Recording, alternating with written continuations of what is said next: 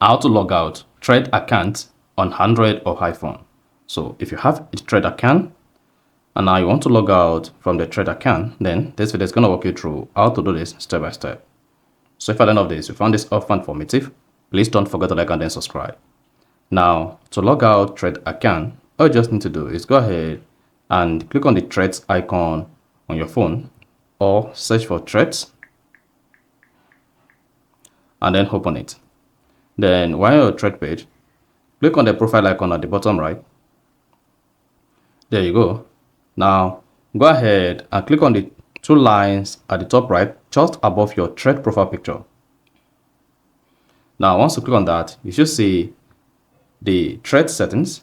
On the thread settings, just scroll down and then you should see logout. Then go ahead and tap logout. Now once you click on logout, you should see logout of threads. Then go ahead and tap logout to logout or click on cancel. Now once you hit the logout, you should see login out and instantly you'll be logged out of your thread account. So there you are good to go. So that is basically how to log out of thread on Android or iPhone. So if you found this often informative, please don't forget to like and then subscribe.